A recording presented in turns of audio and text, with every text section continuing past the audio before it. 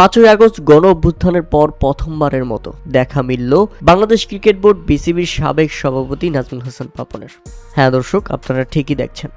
সামাজিক যোগাযোগ মাধ্যম ফেসবুকে মাজহারুল ইসলাম স্বপন নামের একজন তার ভেরিফাইড ফেসবুক অ্যাকাউন্ট থেকে একটা পোস্ট করেন, যেখানে দেখা যায় বাংলাদেশ ক্রিকেট বোর্ডের সাবেক সভাপতি নাজমুল হাসান পাপনের সঙ্গে তিনি ছবি তুলছেন এবং তিনি ক্যাপশনে লিখেছেন, আজকে সাবেক বিসিবি সভাপতি নাজমুল হাসান পাপনের সাথে দেখা হলো ডিউটি অবস্থায় অ্যাজওয়ার সেন্সবেরিতে। হ্যাঁ, লন্ডনে অনেক কথা হলো তার সাথে, অনেক কষ্টে আছে বলল বাংলাদেশ তার সকল কার্ড 24 আগস্টেই বন্ধ করে দেয় এবং 2024 থেকে এইসব কার্ডগুলো আর কাজ করে না, তিনি টাকাও তুলতে পারেন না।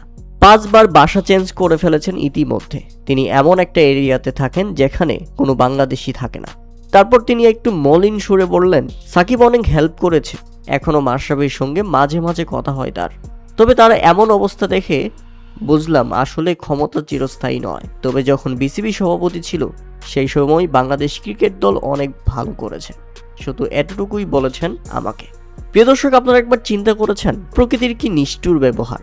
একটা মানুষ যে বাংলাদেশ ক্রিকেট বোর্ডের দীর্ঘ সময়কার সভাপতি, একটা মানুষ যে বাংলাদেশের স্পোর্টস মিনিস্টার, একটা মানুষ যে কিনা সাবেক রাষ্ট্রপতির ছেলে, জীবনের শেষ বয়সে চলে গেছেন। বাংলাদেশে মন্ত্রী থাকলেও, বাংলাদেশ ক্রিকেট বোর্ডের সভাপতি থাকলেও তিনি কিন্তু এখন একজন বেকার বৃদ্ধ। তাহলে তিনি কতটা কঠিন মুহূর্তে আছেন এই অবস্থায় পরিবার নিয়ে, একবার চিন্তা করুন। প্রিয় দর্শক, দীর্ঘদিন পর নাজমুল হাসান পাপনকে এভাবে দেখে আপনাদের মতামত অবশ্যই আমাদের কমেন্ট করে জানাবেন।